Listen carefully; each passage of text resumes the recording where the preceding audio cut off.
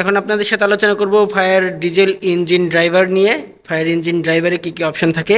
Fire engine ড্রাইভারের প্রথমে আছে আওয়ার মিটার। এই আওয়ার মিটারের মাধ্যমে আমাদের ইঞ্জিন কতক্ষণ চলেছে সেটা আমরা বুঝতে পারি। তারপরে আছে আমাদের ডিজিটাল মিটার। এই ডিজিটাল মিটারের মাধ্যমে আমাদের পাম্প কত আরপিএমে চলছে সেটা আমরা এখান থেকে চেক করতে পারি এবং এখান থেকে আরপিএম সেটও করতে পারবো। এখান থেকে আরপিএম সেট করে দিলে সেটা বুঝতে পারবো যে আমাদের পাম্প কত আরপিএমের মধ্যে সর্বোচ্চ চলতে পারবে, এখান থেকে ঠিক করা যায়, সেট করা যাবে। এরপরে আছে আমাদের ওয়েল প্রেশার গেজ। আমাদের ওয়েল প্রেশার কতটুকু আছে, আমাদের পাম্পে ওয়েল প্রেশার কতটুকু আছে সেটা এই মিটারের মাধ্যমে দেখা যাবে। এরপরে আছে ওয়াটার টেম্পারেচার গেজ।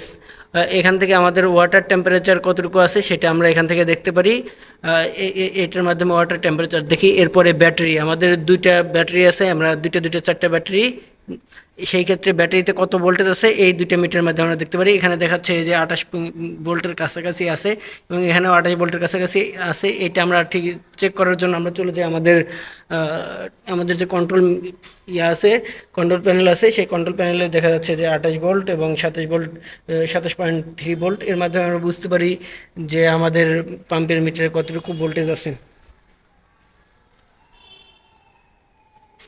তো এর মাধ্যমে আমরা আমাদের ব্যাটারির ভোল্টেজ চেক করে থাকি। এরপরে আছে আমাদের পাম্প আমরা অটোমেটিক ব্যবহার করব না ম্যানুয়ালি ব্যবহার করব, সেই জন্য একটা নব, এটার মাধ্যমে আমরা অটোমেটিক ইউজ করব না ম্যানুয়ালি ইউজ করব সেটা এটার মাধ্যমে আমরা ঠিক করে থাকি। এরপরে আছে আমাদের ম্যানুয়াল ক্লার্কিং। ব্যাটারির মাধ্যমে আমরা চালু করতে চাইলে ম্যানুয়াল ব্যাটারি 1 এবং ম্যানুয়াল ক্লার্কিং 2, এটার মাধ্যমে আমরা এই দুইটা সুইচের মাধ্যমে আমরা ইঞ্জিন স্টার্ট করতে পারি। এটা ইঞ্জিন স্টার্ট সুইচ বলা যায়। এটা চাপ দিয়ে ধরে রাখলে ইঞ্জিন স্টার্ট হয়ে যাবে এবং এটাও চাপ দিয়ে ধরে রাখলে স্টার্ট হয়ে যাবে, যে কোনো একটার মাধ্যমে আমরা স্টার্ট করতে পারবো। এরপরে আছে আমাদের manual stop over speed reset. যদি আমাদের পাম্প ম্যানুয়ালি ওভার স্পিড হয়, ম্যানুয়ালি স্টপ করতে চাই বা ওভার স্পিড হয়ে যায়, সেক্ষেত্রে আমরা রিসেট করতে চাইলে অথবা পাম্প বন্ধ করতে চাইলে এই বাটনের মাধ্যমে আমরা সেটা করতে পারবো।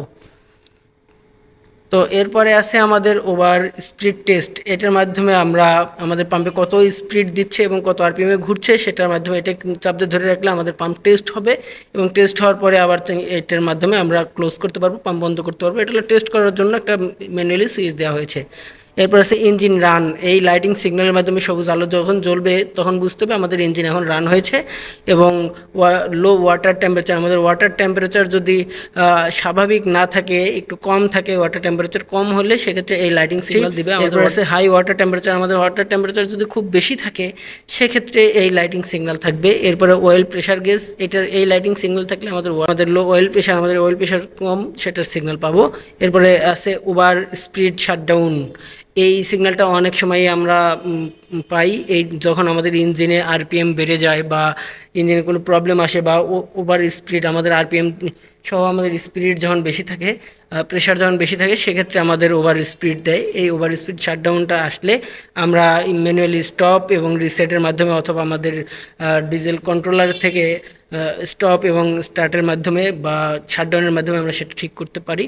তো এই সিগন্যালটা ওভার স্পিড শাটডাউনটা আসে এই জন্য যে আমাদের ইঞ্জিনটা ওভার স্পিডে চলছে, সেজন্য ওই সিগন্যালটা আসে। তো এরপর আছে আমাদের স্টার্টার, দুইটা স্টার্টার। এই হলো স্টার্টার 1। ব্যাটারি 1-এর মাধ্যমে যদি আমরা ব্যবহার করি সেক্ষেত্রে আমাদের এই স্টার্টার এই সামনের দিকে টান দিয়ে ধরলেই স্টার্ট হবে, আবার ছেড়ে দিলে সেটা স্বাভাবিক গতিতে চলতে থাকবে। কিন্তু স্টপ করার জন্য আমাদের এই বাটনটা ব্যবহার করতে হবে। আবার ব্যাটারি 2, এই ব্যাটারি 2 ওই সেম, আমরা ব্যাটারি 1 এবং ব্যাটারি 2 দুইটা দিয়েই চালু করতে পারি। এটা যদি আমরা সামনের দিকে টান দিয়ে ধরে রাখি সেক্ষেত্রে আমাদের ইঞ্জিন স্টার্ট হয়ে যাবে। তো আজকের মতো এই পর্যন্তই, সবাই ভালো থাকবেন।